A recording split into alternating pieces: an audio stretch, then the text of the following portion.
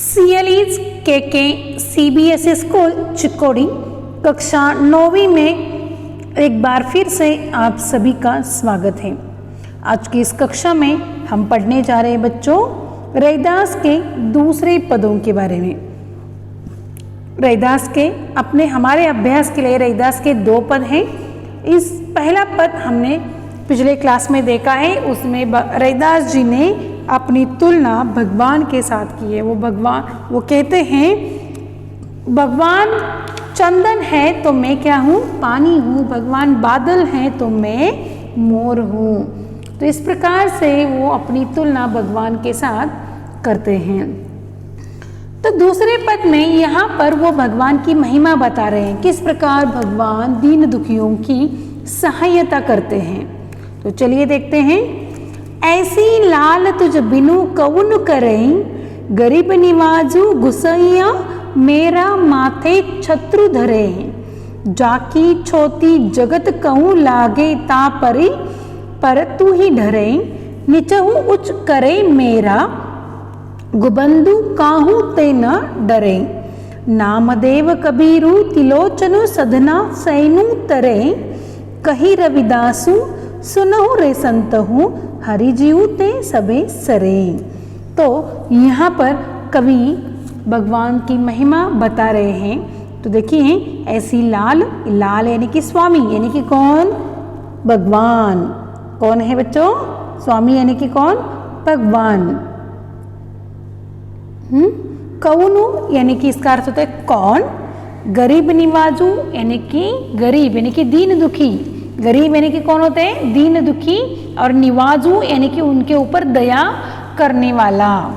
गुसैया यानी कि स्वामी, यानी कि वो भी भगवान का ही रूप होता है। गुसैया यानी कि गोसाई बोलते हैं। देखो हम माते छत्रु धरे यानी कि मस्तक पर मुकुट धारण करने वाला।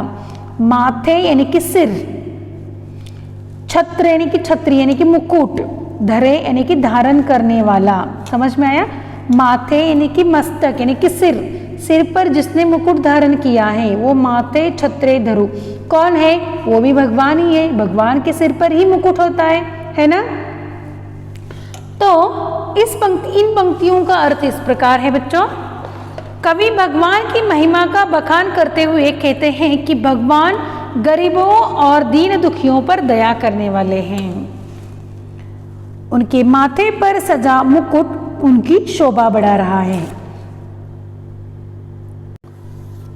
यहाँ पर कवि भगवान की महिमा बता रहे हैं। हे भगवान, तुम्हारे बिना कोई भी हमारे ऊपर एहसान नहीं करता, कोई भी हमारे ऊपर दया नहीं दिखाता, क्योंकि तुम ही एक ऐसा हो जो दीन दुखियों पर दया करते हो। भगवान के सिवा यहाँ पर कोई भी गरीब लोगों के ऊपर दया नहीं करता। समझ में आ रहा है। भगवान के सिवा यहाँ पर दीन दुखियों पर कोई दया नहीं करता।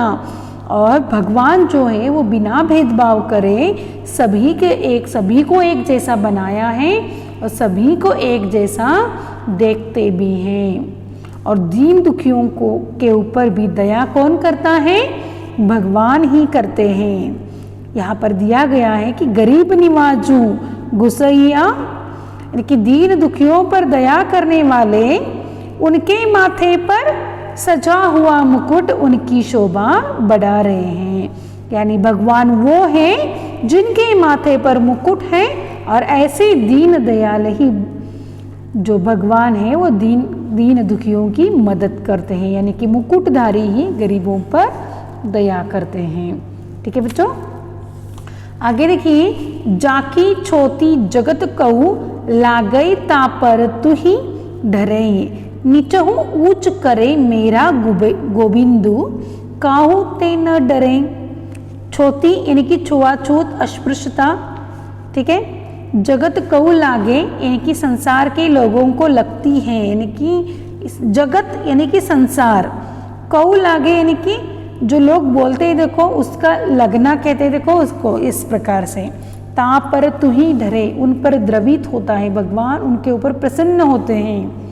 नीच हूँ उच्च करे, नीच को भी ऊंची पदवी प्रदान करना। ठीक है बच्चों, तो देखिए यहाँ पर जाकी छोटी जगत कहूँ लागे ता पर तू ही ढरे, नीच हूँ ऊंच करे मेरा गोविंदू, काहू ते न डरे।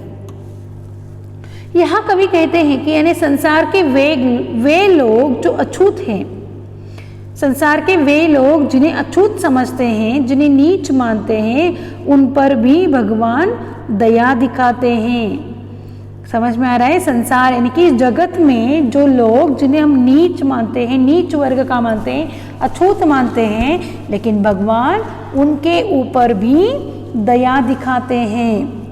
भगवान के छूने से अछूत मनुष्यों का भी कल्याण हो जाता है, क्योंकि भगवान अपने प्रताप से किसी नीच जाति के मनुष्य को भी ऊंचा बना सकते हैं। अर्थात भगवान मनुष्य के द्वारा किए गए कर्मों को देखते हैं, ना कि किसी मनुष्य की जाति को। यहाँ पर कवि कहते हैं कि मनुष्य के कर्मों को देखकर ही भगवान उन्हें ऊंचा मानते हैं, यानी ऊंचा उठाते हैं, उन्हें जीवन में सफलता प्रदान करते हैं। वे मनुष्य की जाति को नहीं देखते, कौन छोटा है कौन बड़ा है ये सब भगवान नहीं देखते। भगवान क्या देखते हैं? मनुष्यों द्वारा किए गए कर्मों को देखते हैं, उनके कार्यों को देखते हैं, और ना ही उनके जाति को देखते हैं। समझ में आया? भगवान यहाँ पर कवि कहते हैं कि संसार के जो समाज के जो लोग हैं वो कुछ लोगों को अछूत मानते हैं, नीच मानते हैं, लेकिन ऐसे लोगों के ऊपर भी भगवान दया करते हैं, क्योंकि भगवान किसी में भेदभाव नहीं करते। भगवान ने ये संसार बनाया है, इस ईश्वर ने ही ये विश्व बनाया है ना? तो वो क्यों किसी को ऊंचा या बड़ा या कम या छोटा मान ले? नहीं ना, ये सब हमारी मनुष्य ने किया हुआ जो समाज जाति है वो सब मनुष्य का है। भगवान छोटा या बड़ा नहीं मानता, कोई जाति धर्म में भेदभाव नहीं करता। भगवान के लिए सब एक समान है, और भगवान मनुष्य के जाति को न देखकर उनके कर्मों को देखता है, तभी उनके जीवन में सफलता भी प्रदान करता है। समझ में आया बच्चों? अगला देखिए, नामदेव कबीरू तिलोचनु सदना सैनु तरे, कही रविदासु सुनहु रे संतहु हरिजीव ते सभे सरे। यहाँ पर नामदेव यानी कि एक महाराष्ट्र के एक प्रसिद्ध संत है, कवि है। तिलोचनु यानी कि ये भी एक प्रसिद्ध वैष्णव आचार्य हैं। सधना ये भी नामदेव के समकालीन कवि माने जाते हैं, उच्च कोटि के संत माने जाते हैं। सैनु ये भी एक प्रसिद्ध संत हैं। आदि गुरु ग्रंथ साहब में संग्रहित पदवी के आधार पर इन्हें रामानंद का समकालीन माना जाता है। रामानंद जो है इनके समकालीन सैनु को भी माना जाता है। हरिजीव यानी कि हरि जी से यानी कि विष्णु जी से, सभै सरे यानी कि सब कुछ संभव हो सकता है। ठीक है, तो नामदेव कबीरू तिलोचनु सदना सैनु तरे, कही रविदासु सुनहु रे संतहु हरिजीव ते सबे सरे।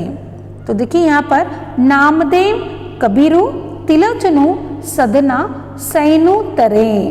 कवि यहाँ पर नामदेव, कबीर, तिलोचन, सदना, सैनु जैसे संतों का उदाहरण देते हुए कहा है कि ये सब लोग भी अछूत ही थे, ये संत थे, लेकिन समाज ने इनको अछूत माना था, लेकिन भगवान ने इनकी जाति को नहीं देखा, इनके भक्ति को देखा और इनके कर्मों को देखा, इनके मेहनत को देखा, और तभी इनका उद्धार किया, और वही बाकी लोगों का भी उद्धार करेंगे। यानी कि भगवान जो हैं वो आपकी जाति को नहीं देखेंगे, आपके कर्मों को देखेंगे, आपके धर्म को नहीं देखेंगे, आपके मेहनत को देखेंगे। समझ में आ रहा है? कवि यहाँ कहते हैं कि नामदेव, कबीर, त्रिलोचन, सदना ये भी संत व्यक्ति थे, लेकिन ये अछूत थे, ये निम्न वर्गीय थे, ये नीच जाति के थे, लेकिन भगवान ने इनकी जाति को नहीं देखा, इनके भक्ति को देखा, इनके कर्मों को देखा, इनके मेहनत को देखा और इनका उद्धार भी उन्होंने ही किया है। क्योंकि जीवन में सफलता तभी मिलती है जब आप अच्छे कर्म करते हो। हाँ, तो कहीं रविदासु सुनहु रे संतहु, हरि जीवु ते सबे सरे।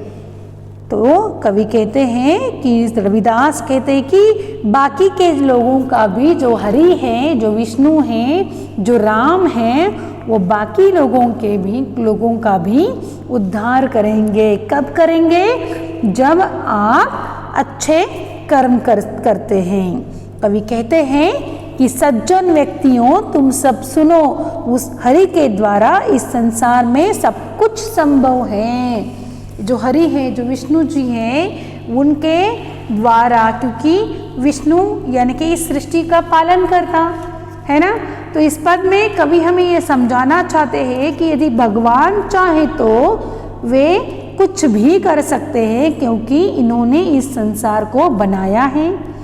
किसको अछूत नहीं बनाया है, ये सब समाज के माध्यम से हुआ है। हाँ, क्या उन्होंने, भगवान ने तू इस जाति में, तू इस जाति में, ऐसे बंटवारा कर भेजा है क्या? नहीं, भगवान होते हैं। भगवान किसी को अछूत या किसी को बड़ा या किसी को छोटा नहीं समझते। भगवान के लिए सभी मनुष्य जाति एक जैसी होती है। ये सब जातियाँ समाज के माध्यम से बनी हुई हैं। समाज जिसे अछूत समझता है, भगवान उसे अछूत नहीं समझते, क्योंकि भगवान ने सभी को एक समान समझा है और भगवान सभी के कर्मों को देखते हैं, ना कि उनके जाति को। समझ में आया बच्चों? इस पद के माध्यम से कवि ने भगवान की महिमा को बताने की कोशिश की है। भगवान के सामने सभी मनुष्य जाति एक समान हो जाती है। ना ही वहाँ कोई बड़ा होता है, ना ही वहाँ कोई छोटा होता है। सबको एक जैसा ही भगवान मानते हैं। ठीक है बच्चों? और जिनके कर्म अच्छे होते हैं, जो मेहनत करते हैं, जो भगवान की भक्ति में रहते हैं, वही उन्हीं के जीवन में सफलता भी प्राप्त होती है। समझ में आया बच्चों? इसी के साथ हमारे ये 2 पद भी यहीं पर ख़त्म होते हैं।